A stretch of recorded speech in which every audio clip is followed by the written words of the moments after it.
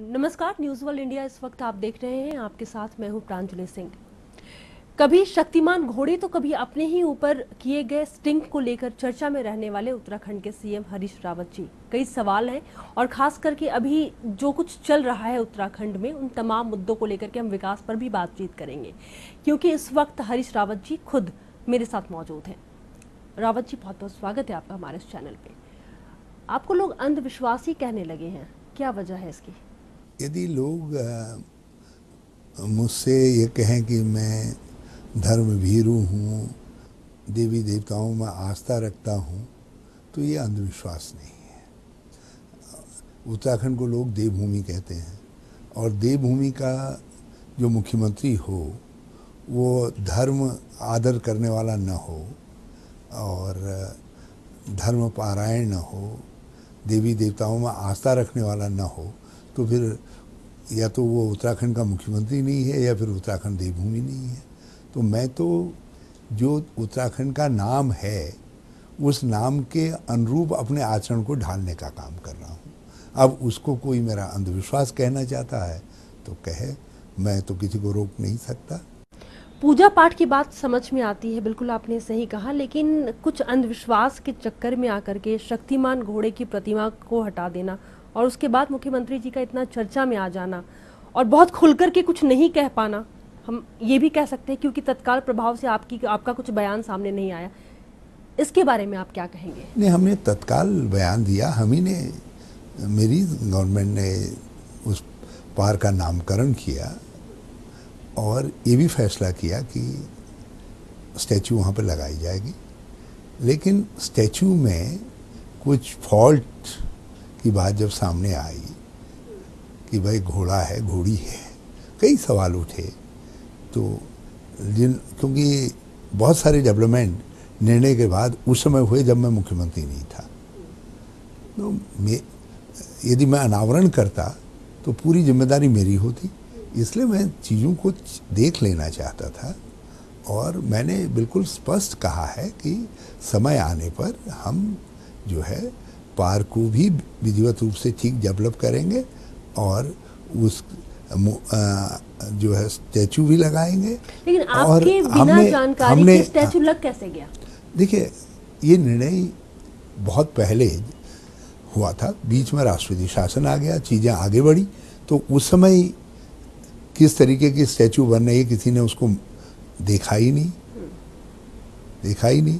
अब सवाल ये उठ रहा था कि साहब है शक्तिमान थी तो घोड़ी, और इस तो घोड़ी की स्टैचू बना दी। बहुत सारी बातें उठने लग गई थी। तो व्यक्ति को, क्योंकि जिम्मेदारी मेरी होती, इसलिए मैंने कहा कि इसको बाद में जो है समय आने पर, बल्कि मैंने ये कहा कि तब तक हम डेवलप कर लेते हैं पार्क को, जब तक नई सरकार आ जाएगी तो वो करेगी। मैंने कहा किसी को ये भी आरोप लगाने का मौका नहीं मिलेगा कि हमने कोई राजनीतिक फायदे के लिए किया है। यही कहा जा रहा है आपके बारे में। राजनीतिक फायदे के लिए। तो एक अच्छे निर्णय को जबरदस्ती विवाद में लाना, 1 महीना 2 महीना कब हम लोग देख पाएंगे और आप कब अनावरण करेंगे? देखिए, अभी मैंने पार्क को ठीक से डेवलप करने के लिए कहा है और मैंने ये भी कहा कि एक शहीद पार्क का निर्माण भी करें। उसके लिए चौराहा छांटा जा रहा है, अधिकारी डिप्यूट कर दिए हैं हमने। तो हम प्रॉपरली सब चीज़ों को जो है, नहीं तो कल यही लोग कहते कि साहब एक सिपाही की तो मूर्ति लगा दी, राज्य आंदोलन के शहीदों के लिए कोई पार्क डेवलप नहीं किया। तो मैंने किसी को सवाल करना पड़े उससे पहले उसकी तैयारियां प्रारंभ कर दी। अब आपकी दिक्कत यह है कि आप लोगों को कुछ तो परोसना है, तो आपकी दिक्कत मेरी समझ नहीं हो सकती है। मेरी समझ वो हो सकती है जो मुख्यमंत्री के रूप में एक विवेकसम्मत तरीके से मुझे कदम उठाना है। जैसा आप बोलते हैं उससे ही सवाल निकलते हैं। हम आपसे ये जानना चाहेंगे रावत जी कि कुल मिलाकर के ये इस बात को आप गलत मानते हैं कि ज्योतिष, वास्तु, ये सारी बातें झूठ थी, ये सारी बातें कहीं से निकली या कुछ सच्चाई थी? देखिए, ज्योतिष, वास्तु आदि भारतीय दर्शन के, भारतीय विज्ञान है। मैं भारत के विज्ञान को कैसे कहूँ कि वो गलत है? लेकिन ये सत्य है कि मैंने अभी किसी को हाथ नहीं दिखाया। मैं कहता हूँ, लोगों से कोई कहता भी है, मैं कहता हूँ भाई मेरे कर्म देख लो, यदि उन कर्मों से कुछ अंदाज आता है तो बता दीजिए। कुछ लोगों ने इधर, जैसे बेजान जी ने अभी कुछ बातें कही, उन्होंने कुछ बातें कही, ये उनकी कृपा है। यदि उन्होंने कुछ कहा तो मैं उसके लिए उनका आभार व्यक्त करता हूँ, लेकिन आवश्यक नहीं है कि उसके पीछे मेरे काम के पीछे उनकी राय हो गई, ऐसा नहीं है। मैं उनके नाम से अब परिचित हूँ और उनका आदर करता हूँ, लेकिन वो मेरे कोई ज्योतिष संबंधी सलाहकार हैं, मेरा कोई ज्योतिषी सलाहकार नहीं है।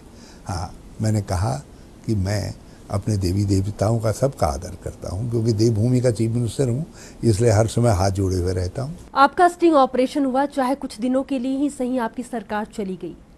रावत जी क्या सबक लेते हैं उस घटनाक्रम से? देखिए, मैं अपने मानवीय गुण को, कि मैं सरल हूँ, मैं सर्वोपलब्ध हूँ, मैं हर पेशे का, जिसमें पत्रकारिता का पेशा भी है, उनका आदर करता हूँ। तो केवल इसलिए कि किसी एक पेशे में कोई एक ब्लैकमेलर सामने आ जाए तो अपनी अच्छाई क्यों छोड़ूं? आप भी यदि नहीं, मैं वो नहीं कह रही हूँ। मैंने कहा आपने कुछ सबक ली, आपने कुछ सोचा कि नहीं मैं आगे से इन चीज़ों को तय करता हूँ, कम से कम ये तो ऐसा दोबारा नहीं होगा। कुछ चीज़ें तय कर लेता है इंसान कुछ घटनाओं के बाद, तो वो मैं आपसे जानना चाह रही हूँ। मैं अपनी अच्छाई को नहीं छोड़ूंगा। मैं एक स्टिंग से, एक के फरेब से, एक झूठी फरेबी सीडी से, एक राजनीतिक दल के शुद्र स्वार्थ से घबरा करके अपना रास्ता छोड़ दूं, अपने गुण को छोड़ दूं, तो फिर मुझे लोग हरीश रावत क्यों कहेंगे? मैं आज भी ये मानता हूं कि मेरी कोई गलती नहीं है। मैं एक ब्लैकमेल का शिकार बनाया जा रहा हूं। एक व्यक्ति ने मेरी सरलता का फायदा उठा करके कुछ शब्द मेरे मुंह में ठूसने की कोशिश की और ठूसे हुए शब्दों को किसी राजनीतिक दल को भेज दिया। ये तो मीडिया को विचार करना है कि क्या ये स्टिंग है भी, ये उस परिभाषा में जो सुप्रीम कोर्ट ने निर्धारित किया उसके अंतर्गत आता भी है या नहीं आता है। ये एक ब्लैकमेल तो नहीं है, एक ऐसा आचरण तो नहीं है जिससे जो पत्रकारिता को मिला हुआ अधिकार है उस पर कलंक लगता है। तो आप लोगों को विचार करने का सवाल है। मैं तो तब विचार करता, तब मैं उससे सबक लेता यदि मैंने कहा होता मुझे विधायक चाहिए, कोई देख ले, कह दे कि हरीश रावत ने कभी कहा कि मुझे कोई विधायक चाहिए था, मेरे लिए खरीद दो। मैं किसी विधायक का भावताव कर रहा होता, या मैंने किसी विधायक के लिए कुछ पैसे ये जरूर कहा है कि मेरे पास पैसे वैसे कुछ नहीं है। अब वो सारी बातें आपने जरूर कही आप मुझसे कुछ बातें कर रही हैं। आपकी बात का उत्तर देने का अर्थ ये नहीं है कि यदि मैंने आपकी बात का उत्तर दे दिया या कोई रिस्पांस, आपने मेरे मुंह में कोई शब्द छूटे, मैंने कहा अच्छा 5, तो इसका मतलब ये नहीं हो गया कि मैंने आपकी बात स्वीकार कर ली। जब बातचीतें होती हैं तो उसमें जो अंतिम रूप से व्यक्ति कहता है, आखिर में कहता है, वो माना जाता है। मैं आखिर में कहता हूँ भैया मेरा इस प्रपंच से कोई मतलब नहीं है, ना मेरा इस प्रपंच से कोई मतलब नहीं है। जो तय करो अपने लेवल पे तय करो, मुझको इसमें इस लफड़े में मत डालो। तो एक प्रकार से मैं टोटल बातचीत से, सब चीज़ों से, जो एक्शन वो सजेस्ट कर रहे हैं, जो कह रहे हैं, उससे इनकार करता हूँ। उसको कोई दिखा नहीं रहा है, दिखा वही चीज़ नहीं है जो फरेब के जरिए जो है परोसी जा रही है। इंडियन मीडिया ने वही दिखाया जो फरेब उन्होंने परोसा। रावत जी, एक बार आपने अपने भाषण में कहा था कि मैं बहुत कुछ करना चाहता हूं हर एक फील्ड में, लेकिन मेरे पास इतना फंड नहीं है। क्या आपको लगता है कि कांग्रेस शासित राज्य होने की वजह से आप लोगों को काफ़ी समस्याओं से होकर के गुजरना पड़ रहा है? नहीं, हम हैं तो हम राज्य, स्वतंत्र राज्य, हमारे संसाधन अभी विकसित नहीं हुए। हम नए 2000 में बने राज्य हैं, संसाधन विकसित होने में समय लगेगा।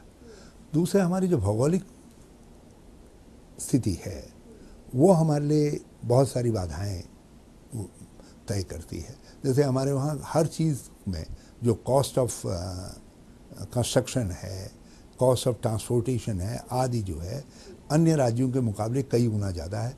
हमारे वहाँ 1 किलोमीटर रोड बनाने में हरियाणा में जितना पैसा लगता है उससे करीब करीब 3.5 गुना ज़्यादा लगता है। तो इस हिसाब से हमको ज़्यादा संसाधन चाहिए। यदि हमको 1 किलोमीटर रोड बनानी है या 1000 किलोमीटर बनानी है या 10,000 किलोमीटर बनानी है, तो ये चीज़ें जो है एक। दूसरा जो है हमारे राज्य का वन बड़ा भाग वन क्षेत्र है। मैं वन का उपयोग अपने संसाधन के लिए नहीं कर सकता।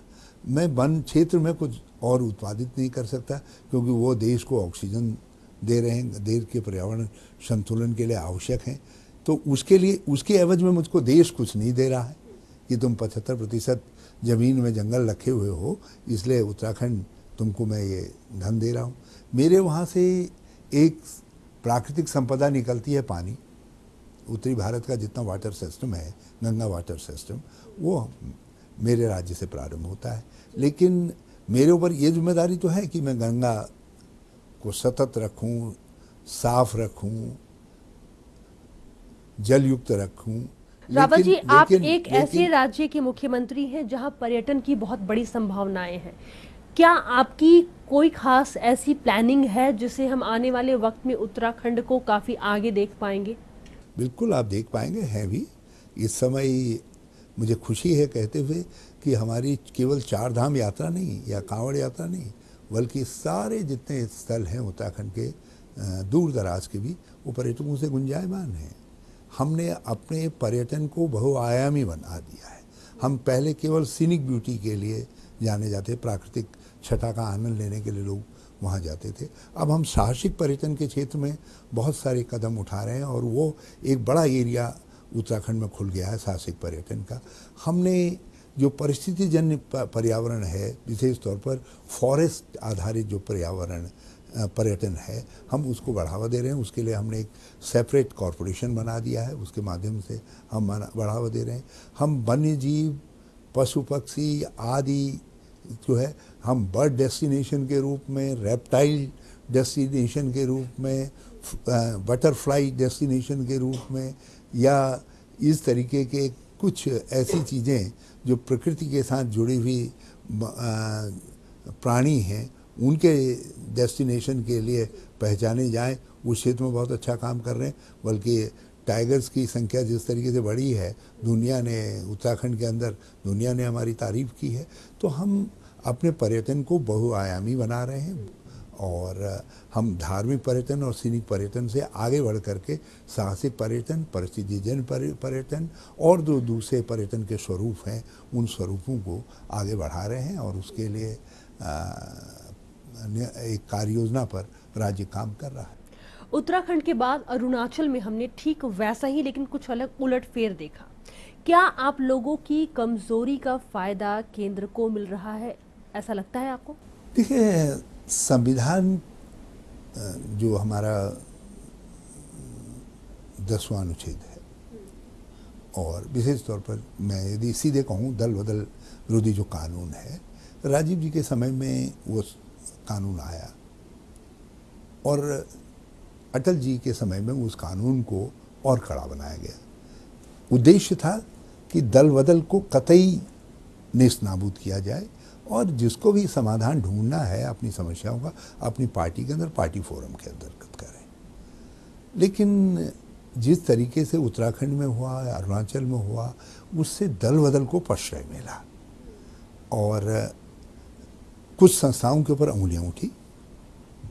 और इसीलिए जब उत्तराखंड में हमारी सरकार रेस्टोर हुई तो मैंने एक बात कही, मैंने कहा देखिए कितने दिन सरकार चला पाएंगे हम, क्या होगा, ये भविष्य के गर्भ में है। और मैंने कहा मैं जानता हूँ कि लोग मुझे चलने नहीं देंगे, वो बर्दाश्त नहीं करेंगे। लेकिन बल्कि मैंने सीधे सपाट शब्दों में कहा कि बकरी की माँ कब तक खैर मनाएगी। ये इससे ज़्यादा जो सिग्निफिकेंट बात थी, जिसको जो मेरे हृदय से निकली हुई बात थी, वो ये थी कि मैंने कहा अब कोई भी केंद्र में किसी पार्टी की सरकार हो, वो धारा 356 लगाने से पहले राष्ट्रपति शासन लगाने से पहले अब 100 बार विचार करेंगे। और अरुणाचल के बाद तो मैं ये कह सकता हूँ कि अब केंद्र में कोई सरकार राष्ट्रपति शासन नहीं लगाएंगे, और यदि राष्ट्रपति शासन कहीं लगाया जाएगा वो सर्व स्वीकार्य पहलू धारणा के आधार पर ही, स्वीकार्यता के आधार पर ही लगाया जाएगा। तो इसलिए अरुणाचल की घटना को, अरुणाचल के विषय में जो जजमेंट आया है या उत्तराखंड के विषय में जो जजमेंट आया है, मैं समझता हूँ कि हमको उसको किसी दलीय जीत हार के रूप में लेने के बजाय जो है अपने संविधान की जीत समझना चाहिए, संसदीय परंपराओं की जीत समझना चाहिए। और यहाँ से जो है जो केंद्र में सत्तारूढ़ दल है जिसको आज जवाब देना पड़ रहा है, उनको भी लेसन लेनी चाहिए। हाँ, यदि कहीं हमको अपने को सुधारना है तो हम भी अपने आंतरिक कार्यक्रम में सुधार लाएंगे।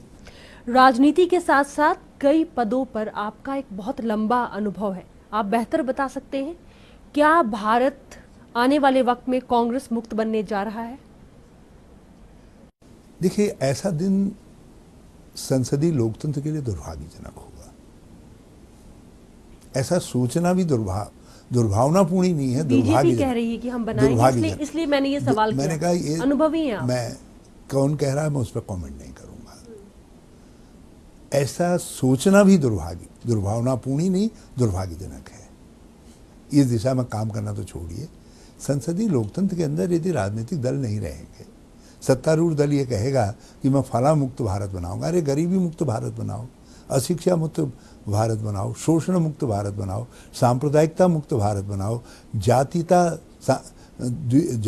विद्वेष मुक्त भारत बनाओ। बहुत सारे मुक्त ऐसे भारत बनाने की आवश्यकता है जिसके लिए सभी राजनीतिक दल मिल करके काम कर सकते हैं। जब तक संसदीय लोकतंत्र रहेगा, इसमें विपक्ष रहेगा। यदि विपक्ष कमजोर होगा तो ये देश के लिए अच्छा नहीं होगा। कमजोर हो चुका है, संसदीय परंपरा के लिए कमजोर तो है, कांग्रेस काफी कमजोर हो चुकी, तब इतने सवाल उठ रहे हैं। देखिए, मेरा राजनीति से बड़ा जितना मैं समझ पाया हूँ इन 40-50 वर्षों के अंदर, इसमें कोई कमजोर नहीं होता। परिस्थितियाँ होती हैं। एक समय आया जब 77 में हमको लोगों ने कहा अब तो कांग्रेस कभी आ ही नहीं है, सवाल ही नहीं, कोई कांग्रेसी रह ही नहीं जाएगा। 80 में कांग्रेस सत्ता में आ गई।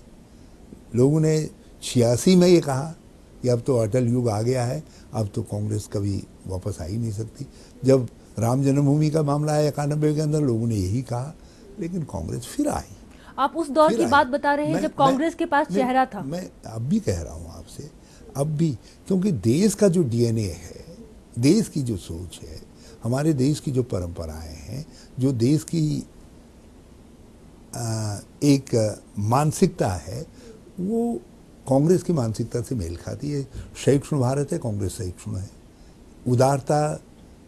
उदार परंपराएं भारत की धरोहर है, कांग्रेस भी उदार परंपराओं वाली पार्टी है। हम कांग्रेस वास्तविक अर्थों में जिस तरीके का डेमोक्रेट हमारा कॉस्मोपॉलिटन भारत है, उसी तरीके की कांग्रेस है। आप देखिए, कांग्रेस की स्वीकार्यता एक अलग तरीके की स्वीकार्यता है। ये भक्ति फेज है कि कांग्रेस डाउन दिखाई दे रही है, और जैसे ही समय आएगा, जरा सा परिस्थितियाँ हमारे अनुकूल हो जाए या दूसरों के प्रतिकूल हो जाए, तो आप देखिएगा फिर से कांग्रेस सत्ता में आ रही है। और ये हो सकता है 2019 ही में हो जाए। रावत जी, क्या सचमुच कांग्रेस के पास कोई बड़ा चेहरा नहीं बचा? राहुल जी क्या उस तरीके से कांग्रेस को निभा नहीं पा रहे हैं जिस तरीके से कांग्रेस को आगे ले जाना चाहिए? क्या कहेंगे आप? देखिए, जब राहुल जी की बात आती है, जिस नौजवान के लिए 2009 में लोगों ने कहा कि अपार संभावनाओं से युक्त नौजवान है, और सत्यता थी कि कांग्रेस की वापसी में राहुल गांधी जी का बहुत बड़ा योगदान था। 2014 आते आते तक परिस्थितियां कांग्रेस के इतनी विपरीत हो गई, प्रचार तंत्र ने 10 साल के शासन के बाद हमारी तस्वीर ऐसी बना दी, या विपक्ष ने कुछ इतना एग्रेसिव कैंपेन चलाया हम जिसका जवाब नहीं दे पाए। कांग्रेस हर मोर्चे पर, हर राज्य में कमज़ोर दिखाई देने लगी, और हम एक बड़ी संख्या सत्तारूढ़ दल के बाद जो है 44 में आकर के सिमट गए। तो नेचुरली लोगों ने जिसके शान में कसीदे कड़े थे 2009 में, उनके लिए कहा कि भाई इनकी तो समता ही नहीं दिखाई दी। फिर बिहार जैसे कठिन राज्य आए और दूसरे कठिन राज्य आए, तो नहीं है परिस्थितियों में बड़ा बदलाव दिखाई दिया, तो लोगों ने कांग्रेस को रूल आउट कर दिया। और क्योंकि कांग्रेस के भविष्य की संभावना के रूप में राहुल गांधी जी हैं, इसलिए राहुल गांधी जी पर सवाल उठा दिए। प्रियंका के बारे में क्या सोचते हैं आप? मेरा अपना मानना है कि ये जो है बहुत अर्ली लोग जज कर रहे हैं। आप जरा सा परिस्थितियों को बदलने दीजिए। हो सकता है जिनको एक बड़े अरमानों से सत्ता सौंपी है वो लोगों की आकांक्षा की पूर्ति न कर पाए, स्थिति कांग्रेस की तरफ लोग देखना शुरू कर दें। और हो सकता है कांग्रेस अपने में कुछ बदलाव लाए, कुछ परिस्थितियां बदले और लोग फिर कांग्रेस की तरफ जाने लग जाएं।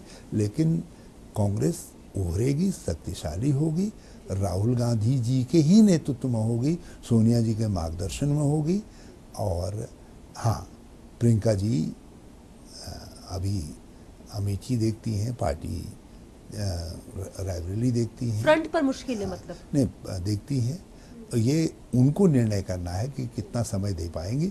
और वो तो कांग्रेस परिवार है, नेहरू गांधी परिवार के लिए कोई ये कहे कि उनको कब आना है उसका निर्धारण हम थोड़ी करेंगे, वो खुद निर्धारण करेंगे। और मैं समझता हूँ कि प्रियंका जी, राहुल जी, सोनिया जी और कुल मिलाकर के सब लोग, हम कांग्रेस जन मिल करके जो हमारे सामने इसमें बढ़ती चुनौती है, हम उसका सामना करेंगे और फिर से भारत के लिए कांग्रेस को सत्ता में वापस। आखिरी सवाल आपसे, उत्तर प्रदेश के लिए शीला दीक्षित का नाम सामने किया है कांग्रेस ने, कितनी बड़ी सफलता आप मानते हैं जो आगे दिला सकती हैं शीला? मैं ताली बजाना चाहूँगा इस निर्णय पर, इसलिए कि Sheela ji she is a wonderful person, he was a wonderful chief minister. उन्होंने दिल्ली को एक आधुनिक दिल्ली के रूप में विकसित किया। करप्शन में भी नाम आया, शानदार करप्शन में भी नाम आया था उनका एक बार।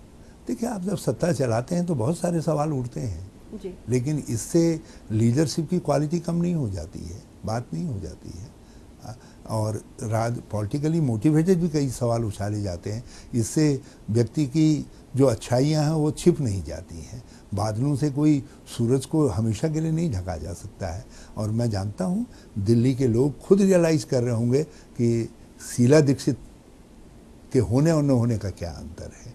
और उत्तर प्रदेश के अंदर वो उत्तर प्रदेश की बहू हैं, बेटी हैं। मैं समझता हूँ उनका उत्तर प्रदेश मान रखेगा और हम उत्तर प्रदेश में अच्छा करेंगे और बहुत अच्छा करेंगे। रावत जी, बीजेपी अभी तक नहीं बता पाई है कि सीएम कैंडिडेट कौन होगा, क्या आपको लग रहा है कुछ इसके पीछे कोई वजह हो सकती है?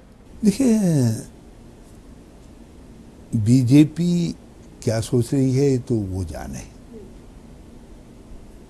मगर उनकी राह कठिन है। वहाँ गरीबों के, धर्मनिरपेक्ष लोगों के वोटों के लिए तीन ताकतें पहले से हैं, कांग्रेस, सपा, बसपा। मायावती जी का अपना वजूद है, कोई इनकार नहीं कर सकता। और भाजपा के लिए स्कोप रह नहीं गया, क्योंकि उन्होंने जिस तरीके से राम जन्मभूमि का मामला उछाल करके राजनीति की और उत्तर प्रदेश के लोगों को उससे गहरी निराशा हुई। और ये भारतीय जनता पार्टी का पॉलिटिकल स्लोगन था, जिस स्लोगन के बाद उत्तर प्रदेश का जो डोमिनेशन था देश की राजनीति के अंदर वो घटा और उत्तर प्रदेश पीछे की तरफ को गया। तो आज उत्तर प्रदेश चिंतन कर रहा है और आप देखिएगा जो बदला हुआ उत्तर प्रदेश है अब, वो आगे आने वाले समय के लिए कांग्रेस को भी एक संभावना के रूप में शक्ति देगा। बहुत बहुत शुक्रिया हमसे बातचीत करने के लिए। इन शुभकामनाओं के साथ कि उत्तराखंड को हम आगे आपके दिशा में काफ़ी आगे देखें और आप सब आगे भी देखते रहिए न्यूज़ वर्ल्ड इंडिया। नमस्कार।